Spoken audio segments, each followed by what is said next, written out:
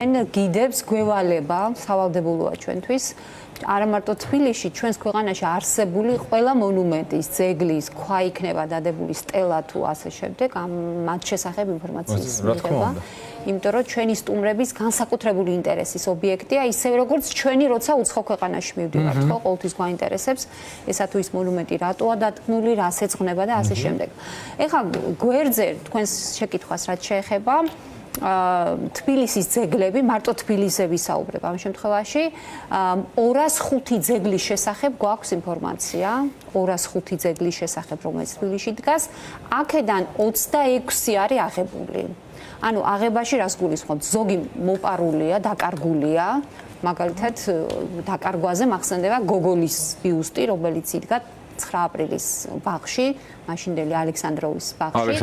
ესე იგი, ნაწილი არის დაკარგული, ნაწილი არის საბჭოთა თემატიკის გამო, რა თქმა უნდა, აღებული, ასეთი ძეგლებია და ნაწილი არის გადატანილი. და გადატანილ ძეგლებს, მაგალითად, მე ძალიან მიხარია ხოლმე, როდესაც ვნახულობ ბორჯომში, მაგალითად, პრომეთე არის აღებული, გორში არის აღებული, ოქშაურის ძეგლები და ასე შემდეგ. შენი ყურადღების ქვეშ რამდენი მათგანი მოექცა და ის მიხედვით შეარჩიე. მადლობა ამ კითხვისთვის. სულ ფიქრობდი, რომელ ძეგლებზე გამაკეთებინა არჩევანი და საბოლოო ჯამში ის ძეგლები შევარჩიე, რასთანაც უშუალოდ ჩვენი ქალაქის სტუმრებს უხდებათ შეხება. ანუ ამ ძეგლებს ჩვენ უბრალოდ გვერდს ვერ აუვლით და შესაბამისად კარგი იქნებოდა ამ მონუმენტების ისტორიას თუ შევიხსენებდით. მაგალითად, ეხლა ძველ თბილისში მაშინვე თვალში გვხვდება ორი მონუმენტი, ხო არის ესე? მეტეხის პლატოზე ვახტანგ გორგასლის ძეგლი და ჩვენ გორგასალზე დღეს არ ვისაუბრებთ, იმიტომ რომ მთელი გადაცემა მივუძღვენით მაგას, სხვადასხვა ჩანახატები. შეგიძლიათ ეს ჩანაწერი როგორ ჩატარდა მაგალითად კონკურსი ამ ძეგლის დასადგმად, როგორ იყო ჩართული მთელი ქვეყანა და ეს გადაცემა მოვაყოლეთ ერეკლეს ძეგლის სიურპრიზად დადგმას. გახსოვთ ხო ეს საერთოდ ყოველგვარი განხილვის გარეშე რომ მოხდა ამ ძეგლის დადგმა. და მეორე მონუმენტი, რომელიც აი თბილისის სიმბოლო არის ერთგვარად, ეს არის ქართლის დედის მონუმენტი, რომელიც დგას სოლაკის ქედზე. აქ ერთი პატარა ისეთი კორექცია, ანუ ხშირად ჩვენ ვამბობთ ხოლმე ქართლის დედა. აი ყველა ესე ამბობს, ანუ ქართლის დედა. ძირითადად ესეა ხოლმე მეც რამდენჯერ მithქვამს ქართლის დედა. სინამდვილეში მისი სახელი პასპორტით სინამდვილეში შეშო სხვა რამე ქვია? ქართლის, ქართლის დედა, ანუ პასპორტით და სხვა სახელით სხვა ერქვა თავიდან ამაზე მინდა განსაკუთრებით. ძეგლიც სხვა იყო. ძეგლიც რა თქმა უნდა სხვა იყო. ეხლა რატო წამოვწიე ეს თემა და რა დაგვეკარგა ქართლის დედის მონუმენტთან დაკავშირებით? ანუ თავიდანვე გავიხსენოთ ის ისტორია, რომ დაიდგა 1958 წელს ხის ქანდაკება, როგორც თბილისის როგორც დედაქალაქის 1500 წლის იუბილეასთან დაკავშირებით. ეს ქანდაკება იმდენად შეიყვარა თბილისმა, მე ვფიქრობ თავისი მდებარეობის და შინაარსის გამოც და შინაარსზე სიმბოლიკა. აი ამ შინაარსზე მინდა ორიოდე სიტყვა თქვა. შემდეგ 63 წელს მოხდა შემოსვა ალუმინის ფირფიტით და შემდეგ 97 წელს საერთოდ მოხდა ახლის ჩანაცვლება. ეხლა თქვენ როგორც აღნიშნეთ, აი ქართლის დედას კი ვეძახით ახლა, მაგრამ როდესაც ამაშუკელმა დადგა ეს ქანდაკება, ამ ქანდაკებას არ ერქვა ქართლის დედა და შესაბამისად მისი შინაარსი იყო აბსოლუტურად განსხვავებული. სახელი ამაშუკელმა ამ ქანდაკებას დაარქვა დედაქალაქი. დედაქალაქი ერქვა თავიდან და ის აქსესუარი, რაც ამ ქალს უჭირავს, ანუ ეს არის ხანჯალი და ხმალი, ეს სიმბოლო ქართველი ქალის გამოხატულება კი არ იყო, არამედ თბილისის ისტორიული ხვედრის სიმბოლო გახდათ.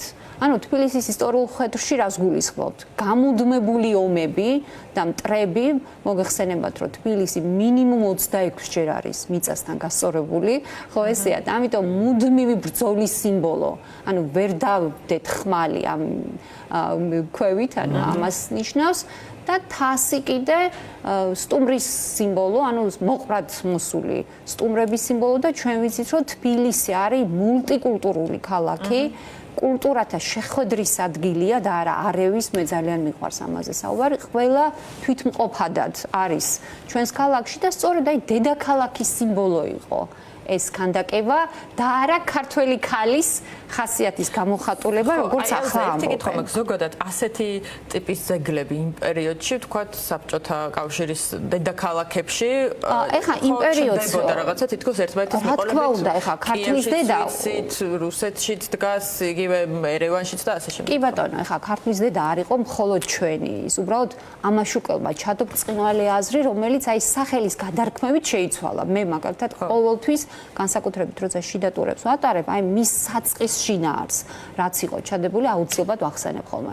როგორც ვიცით, საბჭოთა კავშირის პოსტსაბჭოთა ქვეყნების ყველა დედაქალაქში და არა მარტო ვარშავის პაქტის ხელმომწერი ქვეყნების ქალაქებშიც კი იდგა ესეთი დედები, მაგალითად მე დღეს წამოვიღე ალბანეთის დედის სურათი. ალბანეთი ხო ვარშავის პაქტის ხელმომწერი ქვეყნების წარმომადგენელია და იქაც იდგა. და აი როგორც ვამბობთ ხოლმე, აი საბჭოთა დები ჩვენს დედას ყავდა ყველა ქვეყანაში, თუმცა ქართლის დედა იყო ყველაზე პირველი ქანდაკება, ამაზე წინ არც ერთი ქანდაკება ამ ქვეყნებში არ დადგმულა. ანუ ჩემპიონია ამ თვალსაზრისით. შემდეგ, როდესაც მოხდა ცვლილება, ამაშუკელმა შეცვალა, აი სამოსიცხვა ჩააცვა, იყო ხოლმე ესეთი მსჯელობა, რომ ავთენტურობა დაკარგაო თითქოსო და აი ძალიან დიდი მსჯელობა იყო ამასთან დაკავშირებით. ეხლა არსებობს რამდენიმე ესეთი კურიოზული შემთხვევა, ну ხა დღეს კურიოზად შეიძლება მოიხსენიოთ, მაგრამ მაშინ ნამდვილად არ იყო ესე. როდესაც დაიდგა ეს ქანდაკება სოლვაკის პლატოზე, ეს იყო 2 წლის შემდეგ, მას შემდეგ რაც დაიდგა ლენინის ქანდაკება თავისუფლების მოედანზე. როგორც ვიცით, მთავარი ლენინი 1956 წელს დაიდგა თავისუფლების მოედანზე და რუსთაველის გამზირიდან თავისუფლების მოედნისკენ რო იყურებოდი, ეს ლენინიც ჩანდა და ეს დედაც და დაიბარეს თბილისის საქალაქო კომიტეტის სამდივნოში ელგუჯა ამაშუკელი და მას უთხრეს, რომ ქართლის დედა უნდა გადაეტანა სხვა ადგილას. მაგალითად, მას შესთავაზეს მახათას მთა და მიზეზად დაასახელეს ის, რომ აი რუსთაველის მთავარი გამზირი, ანუ ქალაქის მთავარი გამზირიდან ქართლის დედა ხელს უშლიდა ლენინის ძეგლის აღქმას. და საილუსტრაციოდ მოუტანეს ესეთი სურათი, გადაღებული იყო ლენინი ქართლის დედის ფონზე, ოღონდ როგორ? ისეთი რაკურსით იყო გადაღებული, რომ ეს ხანჯალი პირდაპირ კისერში ებჯინებოდა ლენინის ქანდაკებას. მე ძალიან ბევრი ვეძები არქივში ეს ფოტო ვერ მივაგენი სამწუხაროდ ძალიან მაინტერესებდა მაინც როგორი ფოტო იყო ნაჩვენები და ეს იყო არგუმენტი, რის გამოც ამაშუკელს თხოვდნენ ამ ქანდაკების სხვაგან გადატანას. თუმცა მან მოახერხა მაშინ დარწმუნება მაშინდელი ხელმძღვანელი პირების და ქართლის დედა დარჩა იმ ადგილას, სადაც თუმცა მე მახსოვს რომ შეცვალეს ძალიან კომიკური ისტორიები მახსოვს. ისტორია არის, მას იყო ნიკოლეკიშვილის ვერსია. მეორე ვერსია. აი, სურათი სადაც ორივე ერთად დგას. ახლანდელი განსაკუთრებით. ორივე ერთად დგომას ძალიან სასაცილო ისტორია. და ნიკოლეკიშვილმა სხვათა შორის მაშინ კონსტრუქტორებს სთხოვა, რომ ღამე გაეკეთებინათ მონტაჟი, იმიტომ რომ თბილისი არ უნდა დარჩენილიყო ქართლის დედის გარეშე. ამიტომ ღამე კი გააკეთეს მონტაჟი, მაგრამ დემონტაჟი ვერ მოასწრეს. ამიტომ 4 დღის მანძილზე ყავდა 2 დედა. და ხშირად არის ხოლმე უამრავი ხუმრობები, რომ ვისაც მაუყვარს განსაკუთრებით და დალევა და ქონდა საშუალება. სახიობებზე იყო ამბავი რომ. ძალიან ცუდად ვარო. 2 დედა. 2-აო და გავითვალისწინებ ეპოქას. არ იყო ინტერნეტი, ესე იგი ინფორმაციის გავრცელების ხელმისაწვდომობა არ იყო ასეთი, ყოველ შემთხვევაში ნამდვილად იქნებოდა რაღაცა იუმორისტული ამბები თან დაკავშირებით. ეს რაც შეეხებოდა ქართლის დედას, ანუ დედაქალაქს და მე ძალიან წინს რომ ვახსენოთ საწყისი შინაარსიც ამ მონუმენტის, როგორც აი თბილისის სიმბოლოს ნაწილი, თბილისის სიმბოლოა, რასაც ქვია. ეხლა მეორე შთამბეჭდავი მონუმენტი, რასაც ჩვენ ყველა ტურისტულ მარშრუტში შედის და არის აი თავისი მონუმენტურობით გამორჩეული, ეს არის საქართველოს მატიანე, ანუ ქრონიკები, ზურაბ წერეთლის ქანდაკება, რომელიც დგას თემქაზე, ყეენის თაზე და ძალიან გრანდიოზულია, აი თბილისის სტოუნჰენჯსაც ვეძახით ხოლმე. ხო, თბილისის სტოუნჰენჯი. ჩემი სტუმრების დრონით გადაღებული კადრია, აი დრონებით ხდება ხოლმე ძირითადად გადაღება. ძალიან შთამბეჭდავია. თვითონ მონუმენტი. სვეტია. კი, სულ არის 16 სვეტი. თითო არის 35 მეტრის და 12 ჰექტარზე არის განთავსებული. აი მთელი ეს კიბეები არის ძალიან შთამბეჭდავი. ეხლა შინაარსი რაში მდგომარეობს? ქვედა სართული, აი რასაც თქვენ ხედავთ. ეს არის ბიბლიური სიუჟეტებით, მაგალითად, აი როგორც კი პირველი ადიხარ მონუმენტის, ანუ ყურადღებას იქცევს, აი ბიბლიის პირველი სიტყვები, თავდაპირველად ღმერთმა შექმნა სადამიწა, ანუ პირველად ამ სიტყვებით ხდება გაცნობა ამ მონუმენტის. ქვევით არის ბიბლიური სიუჟეტები, ქრისტეს დედამიწაზე მსახურების ამსახველი სცენებია, თან არის გამოკვეთილი, თვითონ ნაძერწობები არის ძალიან შთამბეჭდავი. აი ზედა მხარე კი არის უკვე საქართველოს ისტორიის ნაწილი, საქართველოს მნიშვნელოვანი მოვლენებია ასახული, ასევე მეფეები, არის ფრაგმენტები შუშანიკის 1980 წელს არის გაკეთებული. 13 ასურელი მამა არის გამოსახული, ზევით არის მთავარი საქმიანობის სფერო, მთავარი მოვლენები არის გამოსახული. ანუ ძალიან შთამბეჭდავია, თუ ყავს ისეთი სტუმარი, ვიზეც გვინდა რომ აი ამ მონუმენტურობით შთაბეჭდილება მოახდინოთ, შეგვიძლია ვაჩვენოთ. გარდა ამისა, შუაში 12 ჰექტარზეა განთავსებული და აი შუაში ჰარმონიულობა მაინც არის. ნამდვილად. აი აქვს ხედი თბილისის ზღვაზე და მეორე მხარეს კიდე თავად თბილისზეც აქვს ხედი. შუაში არის სიმბოლური საფლავები იმ ადამიანებისთვის, საუბარია მეფეებზე და საზოგადო მოღვაწეებზე, ვინც თბილისში, საქართველოში არ არიან დაკრძალული. ვინც საქართველოს ფარგლებს გარეთ არიან და ესეც არის ერთგვარი სიმბოლიკა. გარდა ამისა, თუ არის მაგალითად მწერალი, საზოგადო მოღვაწე, მათ ქვეშ არის მათთვის მიძღვნილი ლექსები, ანუ ძალიან მცირე ფორმით არის გაკეთებული. არის ეკლესია შიგნით, ეს არის ხარების ეკლესია, შეგვიძლია ეს ფოტოც ვაჩვენოთ.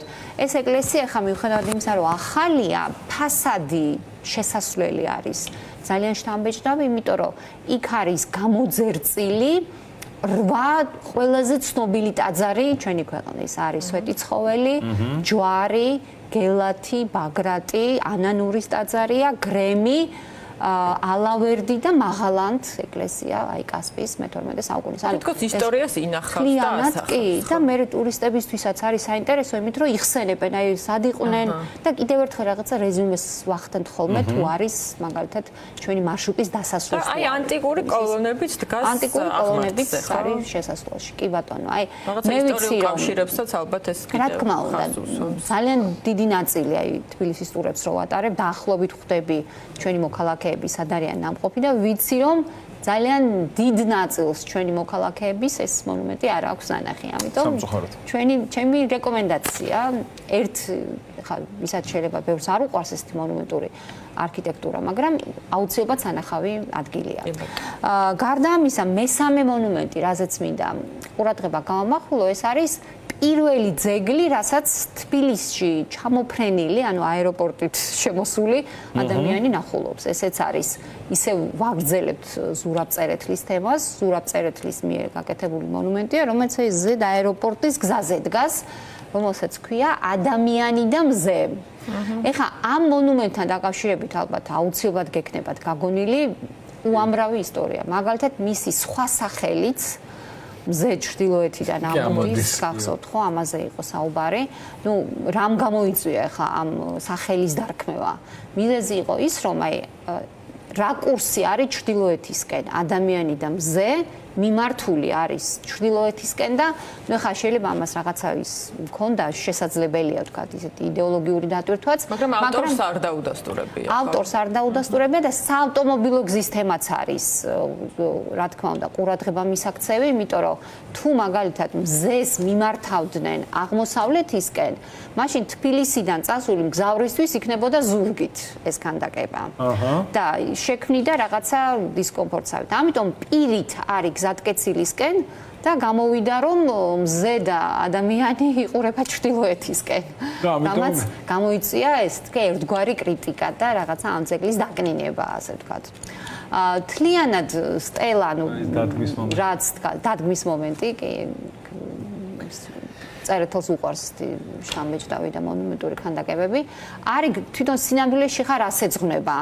არის გამოსახული თვითონ იმ სტელაზე, გარდა იმისა, რომ საბჭოთა პერიოდში ძირითადი საქმიანობის სფეროები ასახული, ასევე ყურადღება ექცევა ტექნიკას, ტექნოლოგიურ პროგრესს ეძღვნება, შეიძლება ითქვას, იმიტომ რომ კი დაიდგა 91 წელს, მაგრამ 1961 წელს ადამიანი კოსმოსში გაფრინდა და ასე ვთქვათ, შეძლო მზის ხელში დაჭერა, ანუ რაღაცა ტექნიკური პროგრესის სიმბოლოა, ასევე ბირთვული ენერგიის მოთვინიერება შეეძლო, რაღაცა ბირთვული იარაღსაც ეძღვნებოდა და რაღაცა ტექნიკური პროგრესის ერთგვარი სიმბოლო იყო, რომელიც იყურებოდა ჩრდილოეთისკენ, რამაც ვთქვათ, გააჩინა ესეთი სხვათა შორის 1991 წელს არის დადგმული და ჩვენ გადაცემაც კი გქონდა 1993 წელი, საერთოდ ცალკე გადაცემა გქონდა, თუ როგორ მიმდინარეობდა თბილისში მზადება გეორგიევსკის ტრაქტატის 200 წლის იუბილესთან დაკავშირებით. და მაშინ თუ კი მაგალითად ეგრეთ წოდებულ სამხედრო გზაზე თუ კი რამე მონუმენტი დაიდგა, ეს ყველაფერი იყო მიძღვნილი აი ამ თარიღისადმი და აპირებდნენ კიდევაც დაპატიჟებული ყავდათ ანდროპოვი, ანუ ანდროპოვის ჩამოსვლას ელოდებოდნენ და მაშინ მოგეხსენებათ შევარდნაძეს და ანდროპოვს არ ქონდათ მაინც კარგი ურთიერთობა და აი ამ მონუმენტებით და უამრავი რამით შევარდნაძეს უნდოდა მისთვის აი იდეოლოგიურად გამართული რესპუბლიკა ეჩვენებინა და აი ამ მზადების ფორმატშიც იყო ეს მონუმენტი დადგმული. ანუ მოკლედ პირველი მონუმენტია, რასაც ხდება აეროპლანიდან გამოსვლა. ხშირ შემთხვევაში ჩვენთან საზღვრებიდან შემოდიან, ხო, ზოგი აზერბაიჯანის სამხრეთიდან, ანუ ესე შემოდიან, მაგრამ ვინც ჩამოდის უშუალოდ აეროპორტით, ანუ პირველი რასაც ხდება ეს არის. შემდეგი ქანდაკება ეს არის, რასთანაც აუცილებლად გვაქვს შეხება, ეს არის დედაენის ძეგლი თბილისში. ეს არის ძეგლი, რომელიც ძალიან ისტორიულ თარიღთან არის დაკავშირებული 1978 წლის 14 აპრილს. მაშინ სრულიად ქართველი ერი გამოვიდა თბილისი, მოკლედ გამოვიდა თბილისში და შეეწინააღმდეგა საბჭოთა კავშირის ხელისუფლების ნებას, რომ საბჭოთა კონსტიტუციაში 78 მუხლის დადასტურებას, ანუ დამტკიცებას აღუდგა წინ, რომლის თანახმადაც ქართული ენა კარგავდა სახელმწიფო ენის სტატუსს. და მაშინ ეს იყო პირველი მშვიდობიანი დემონსტრაცია, რომელმაც გამოიღო დადებითი შედეგი. და ეს პროცესი იქნა შეჩერებული. და ძეგლი 84 წელს და 99 წელს არის დადგმული. და მაშინ გახსოვთ, ეხა ძალიან ისეთი შორი პერიოდი არა, ეხა 78 წელი რა თქმა უნდა არ გახსოვს, მაგრამ იმ პერიოდში ანუ აკაკი ბაქრაძე იყო მაშინ ადამიანი, რომელსაც ჰქონდა აი წარმოუდგენლად დიდი გავლენა ჩვენ საზოგადოებაზე და აი ასეთმა ადამიანებმა მაშინ ძალიან დიდი როლი ითამაშეს, რომ ენამ შეინარჩუნა ეს სტატუსი. ხა თვითონ მონუმენტს რაც შეეხება, სხვათა შორის ამ მოძრაობამ მისცა ამ გამარჯვებამ პირველი ბიძგი მისცა ეროვნულ მოძრაობას. და ადამიანებში ჩასახა, ასე ვთქვათ, გამარჯვების იდეა, რომ გამარჯვება ამ რეჟიმზეც კი არის შესაძლებელი. მაშინ გვახსოვს, რომ რეჟიმმა დაიხია უკან. სწორედ ეს გვაფიქრებინებს იმას, რომ ყველა რეჟიმზე გამარჯვება არის შესაძლებელი, თუ იქნება ქართველი ერის ურყევი ნება და ამის დადასტურებას თუნდაც ის უწყვეტი პროტესტი ჩვენ გვაქვს. და ერთიანობა როგორც იყო მაშინ, აი სრულიად საქართველო იყო ერთ აზრზე, ამას აქვს დიდი მნიშვნელობა. ეხლა რაც შეეხება თვითონ ძეგლის ისტორიას, ძალიან საინტერესო მონუმენტია, სუქთხოვენ ამ მონუმენტის აღწერას. როდესაც 1999 წელს დაიდგა ეს მონუმენტი, ელგუჯ ამაშუკელია არქიტექტორი და მეორე ნოდარ მგალობლიშვილი, არ გამოვიჩეს მის თანაავტორი. როდესაც დაიდგა ეს მონუმენტი, კომუნისტმა იკითხა თურმე ეს ელგუჯ ამაშუკელის მეუღლის მოგონებას ვიხსენებ, ეს ბიჭი რატოა ჩამოკიდებულიო, ანუ რომელიც ერთი შეხედვით ჩამოკიდებული ადამიანის შთაბეჭდილებას ტოვებს, სინამდვილეში ის აფრენილი ადამიანის აფრენილი ყმაწვილის მონუმენტია, რომელიც აფრინდა, ნახეთ, ძირიდან, ეს არის ია ქვევით ია არის გამოსახული, სამწუხარო ფაქტია, რომ ეს ია მოიპარეს და დღემდე დაკარგული გვაქვს. აი ნახეთ, ეს არის თანამედროვე მონუმენტი, ეს არის ახალი ფოტო, სადაც ძირში ია არ ჩანს. და ძველ ფოტოებს თუ დავაკვირდებით, ძველ ფოტოებში ჩანს ია რომელშიც იდო იდეა რომ ეს ყმაწვილი აიადან არის, ანუ საკუთარი ენიდან არის აფრენილი, საკუთარი ენა ცოტა მოგვიანებითაც ფერადშიც ჩანს და მე დაკარგული აფრენის საშუალებას. ეს ზარიც არის, სკოლის ზარის ან სამრეკლოს სიმბოლოა და ზოგადად როგორ იძლევა განათლება აფრენის საშუალებას და ეს აფრენა ხდება საკუთარი ენის ფესვებიდან. ეს იყო ეს სიმბოლურად ამ ის სიმბოლო, იმიტომ იყო გამოსახული და რა ვიცი, თუნდაც რო შეიქმნას, თქვათ, ასლი, მე მგონი სავსებით შესაძლებელია თვითონ მონუმენტს დაუბრუნდებოდა შინაარსი. ძალიან საინტერესო შინაარსი იქნებოდა, ძალიან რთული მე მგონი არ უნდა იყოს. და მოკლედ ესეთი ძეგლია. უკვე ვახსენე რომ 1999 წელს არის დადგმული ნოდარ მგალობლიშვილი, ელგუჯა ამაშუკელი არის ამ ძეგლის ავტორი. ეხლა რუსთაველის ძეგლებზე გადავიდეთ. თბილისში, როგორც ვიცით, გვაქვს 2-2 რუსთაველის ძეგლი. და პირველი ძეგლი ეს დგას რუსთაველის მეტროსთან, ეს არის 1942 წელს კონსტანტინე მერაბიშვილის მიერ დადგმული ძეგლი. ამ ძეგლს აქვს უაღრესად საინტერესო ისტორია და მეორე არის ეროვნული ბიბლიოთეკის პირველი კორპუსის წინ მერაბ ბერძენიშვილის მიერ დადგმული 1965 წელს. აი ეს ორი ძეგლი გვაქვს. რატომ მხოლოდ ორი რა არის შენი ვერსია? ბედავდნენ რომ შეჭიდებოდნენ რუსთაველს? აი ამას რამდენად დაედგათ? ამ კითხვას როდის დაიდგა ამას აღჯერჯიშო, მოდი დავიწყოთ იქიდან.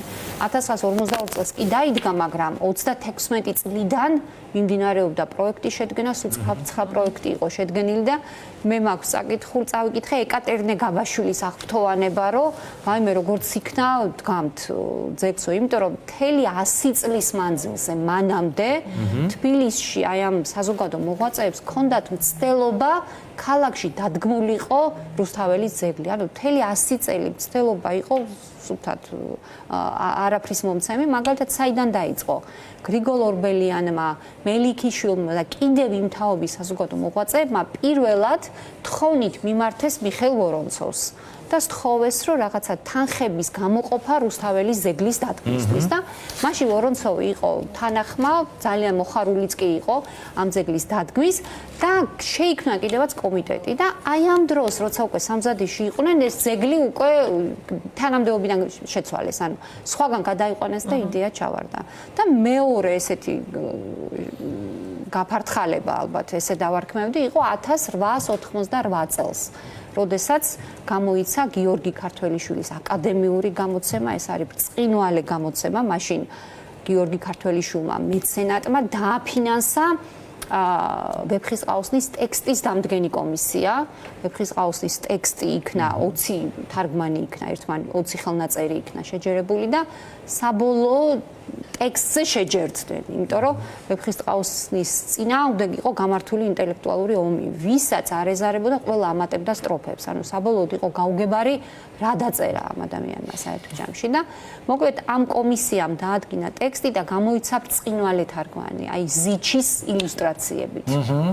თუ გახსოვთ და გრიგოლ ტატიშვილის აი ორნამენტებით, ეს საოცარი თარგმანია და ამ წელს აი ქართველიშვილსვე ქონდა იდეა და მზად იყო გადაეხადა ფული ამ მონუმენტის დადგმისთვის და მაშინდელმა იმპერიულმა ხელმძღვანელობამ თქვა, რომ დედაქალაქში არავდა, სოფელ რუსთავში დადგითო. ანუ მესხეთის სოფელ რუსთავზე იყო საუბარი და მოკლედ ეს იდეა არ განხორციელებულა. და წარმოიდგინეთ, აი რამდენი მცდელობა გქონდა ქართველებს, რომ დაგვედგა ეს ჩვენი ყველაზე მთავარი პოეტის ძეგლი და როგორც იქნა 1942 წელს განხორციელდა. სხვათა შორის პირველადი მონუმენტი, რაც თბილისში გვიდგას, ეს არის ასლი, ანუ ბრინჯაო ჩამოასხეს, ის ქვისგან არის გაკეთებული ორიგინალი და დგას რუსთავში.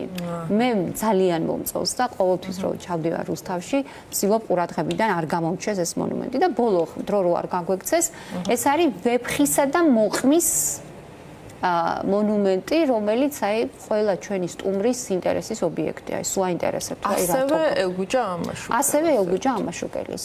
სხვათა შორის ძალიან ბევრ განწერია ბერძენიშვილი. აი ძალიან ბევრგან და სინამდვილეში არის ამაშუკელის ძეგლი. ეხლა რა არის გადმოცემული და საერთოდ აი რას შეგვახსენებს დღევანდელობაში ეს მონუმენტი, აი რაღაცა ერთი პარალელი მინდა გავავლო. თვითონ ბალადას რაც შეეხება, ზოგს გონია რომ ვეფხის ტყაოსანია ტარიელი და ვეფხის სინამდვილეში, ეს არის ვეფხისა და მოყმის ძეგლია, ჩვენი ხალხური ბალადის, რომელიც პირველად 1887 წელს ჩაწერა მოკლე ვარიანტი ხიზანიშვილმა, ძალიან მოკლედ და შემდეგ უკვე 1927 წელს სრული ვერსია ჩაწერა ვახტანგ კოტეტიშვილმა. ეხლა რა არის კონცეფცია ამ ბალადის? კონცეფცია არის პირველ ნაწილში ეს არის ვეფხის და მოყმის, ანუ ადამიანის და ბუნების დაპირისპირება, რომელიც მთავრდება მარცხით.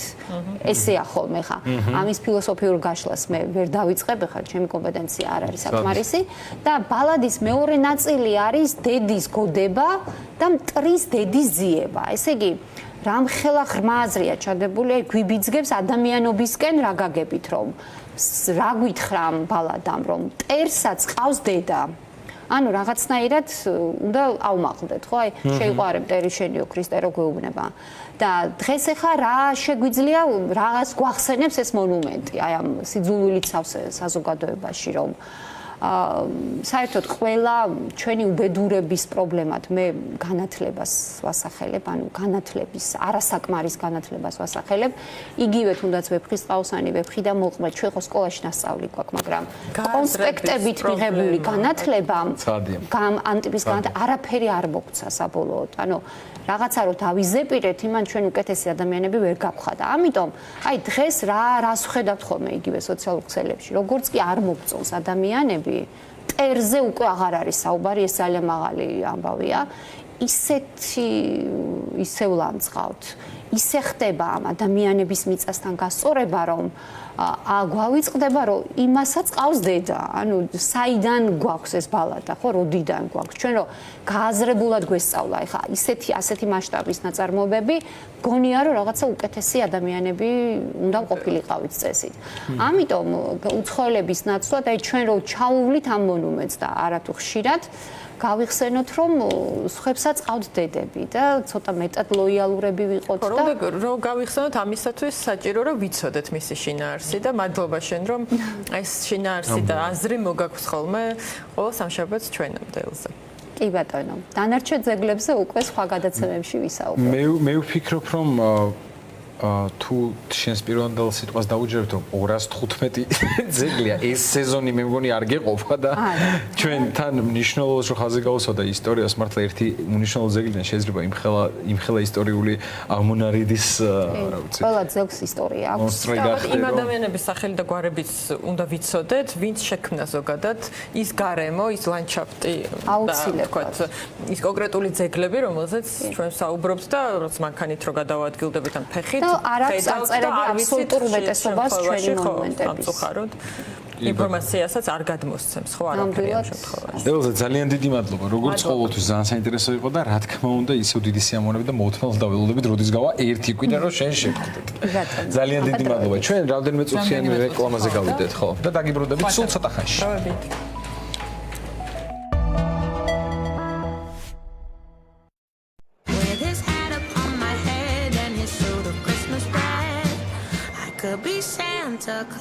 გადაცემის პარტნიორია Coca-Cola.